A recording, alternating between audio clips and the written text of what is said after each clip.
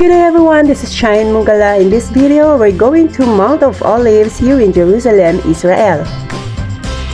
Mount of Olives is located opposite lang ng East Gate ng Old City of Jerusalem.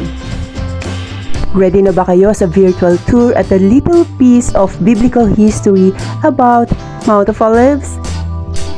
So if you are ready, please buckle up and tara na!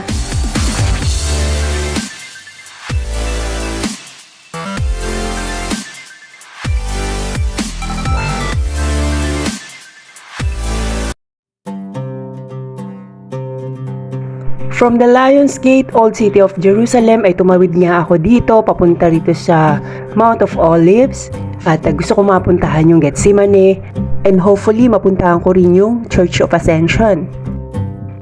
This time, ako mag-isa na lang nag-e-explore at hinayaan na nila akong puntahan yung mga biblical places na pwede ko pang puntahan habang naririto kami sa Jerusalem. Along the way, may mga graveyard na rin akong nadaanan dahil actually itong Mount of Olives ay isang necropolis o isang cemetery.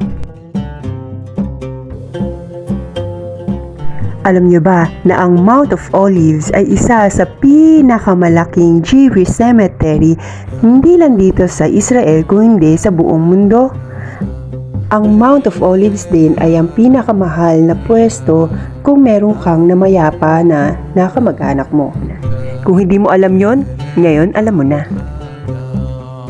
The Mount of Olives where Jesus was arrested is a prominent hill lying to the east of the old city of Jerusalem on the opposite side of the Kidron Valley. The lower slopes, known as Gethsemane, meaning olive press, were covered by olive groves in the time of Jesus, and provided a welcome retreat from the noise and bustle of the old city. Today, there are still olive trees at this spot close to the Church of All Nations, also called Church of the Agony at Gethsemane, which commemorates the events that occurred in the Garden of Gethsemane in 30 AD. Tinataya na mayroon ng 800 years old ang mga naiwang olive. So ito yung mga kaapu-apuhan na ng mga olives nung panahon ni Jesus Christ.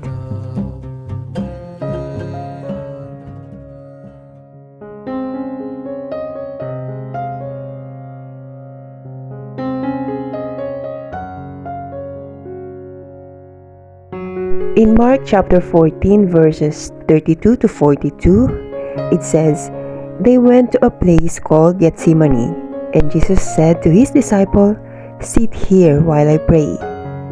He took Peter, James, and John along with him, and he began to be deeply distressed and troubled." Verse 34, "My soul is overwhelmed with sorrows to the point of death," he said to them. "Stay here and keep watch." Verse 35, going a little farther, he fell to the ground and prayed that if possible the hour might pass for him. Verse 36, "Abba, Father," he said, "everything is possible for you. Take this cup from me. Yet, not what I will, but what you will." Verse 37, then he returned to his disciple and found them sleeping. "Simon," he said to Peter, "are you asleep? Couldn't you keep watch for 1 hour?" Verse 38, "Watch and pray so that you will not fall into temptation. The spirit is willing, but the flesh is weak." Verse 39, once more he went away and prayed the same thing. Verse 40, when he came back, he again found them sleeping, because their eyes were heavy. They did not know what to say to him. Verse 41, returning the third time, he said to them, "Are you still sleeping and resting? Enough, the hour has come. Look, the Son of Man is delivered into the hands of sinners." Verse 42, rise, let us go. Here comes my betrayer. Jesus arrested. Just as he was speaking, Judas, one of the 12 appeared. With him was a crowd armed with swords and clubs, sent from the chief priests, the teachers of the law, and the elders. Now the betrayer had arranged a signal with them. "The one accused is the man. Arrest him and lead him away under guard." Going at once to Jesus, Judas said, "Rabbi," and kissed him. The men seized Jesus and arrested him. Then one of those standing near drew his sword and struck the servant of the high priest, cutting off his ear. "Am I leading a rebellion?" said Jesus, "that you have come out with sword and clubs to capture me? Every day I was with you, teaching in the temple courts, and you did not arrest me. But the scriptures must be fulfilled." Then everyone deserted him and fled.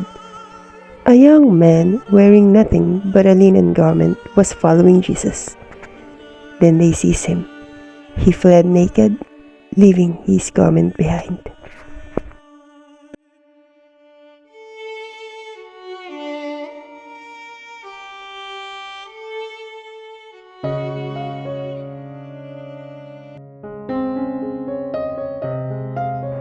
May mga bagay akong napansin dito sa kwento ni Jesucristo sa Garden of Gethsemane. First, his heart is crushed dahil mga nagsitulog, nagpahinga ang kanyang mga disipulo imbes na mag-pray at magbantay. Pangalawa, ang isa sa kanyang mga disciple na si Judas ay ang nagkanulo sa kanya. Pangatlo, ang mga taong kasama sa panghuhuli sa kanya ay siya ring mga taong nasa Old City na nakikinig sa kanyang mga katuruan. Pangapat, nadudurog ang puso niya dahil alam niya na nalalapit na ang kanyang kamatayan. His heart is crushed, gaya ng mga olives dito sa Gethsemane na iniipit ng batong ito nang sa gayon ay lumabas ang langis at magamit ang tunay na dahilan ng pagkalikha nito.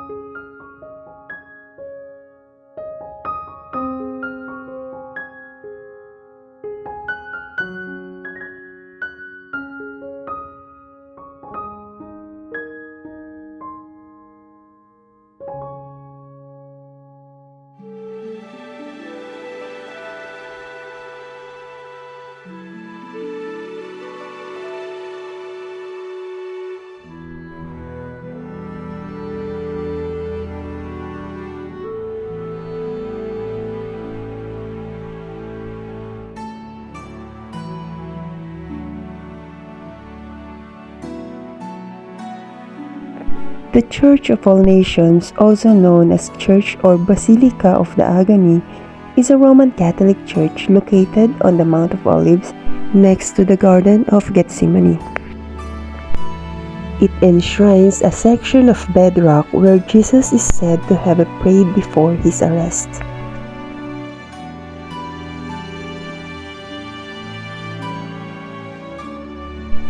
Kaya siya tinawag na Church of All Nation ay dahil nag-donate ang mga Kristiyanong bansa para mapatayo ang church na ito. At sa loob nga ng simbahang ito ay matatagpuan ang bedrock kung saan nag-pray si Jesus Christ.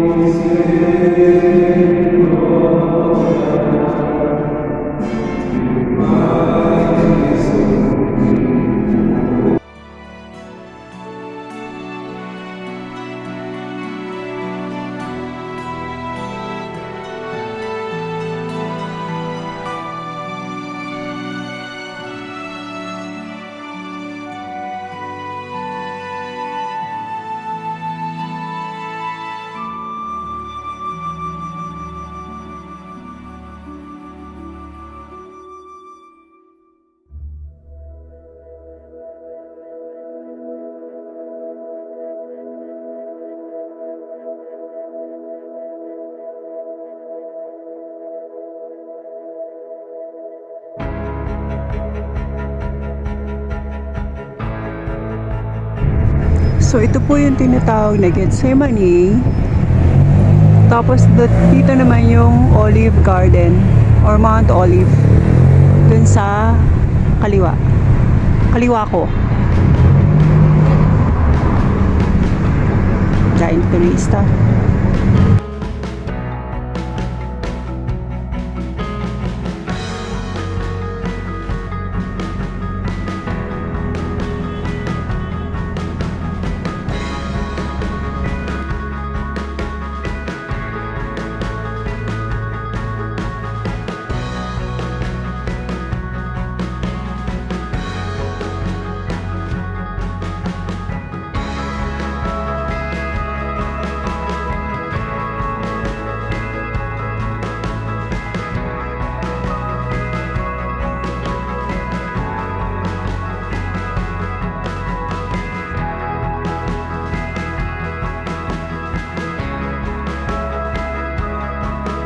Yung rock dome, ayun.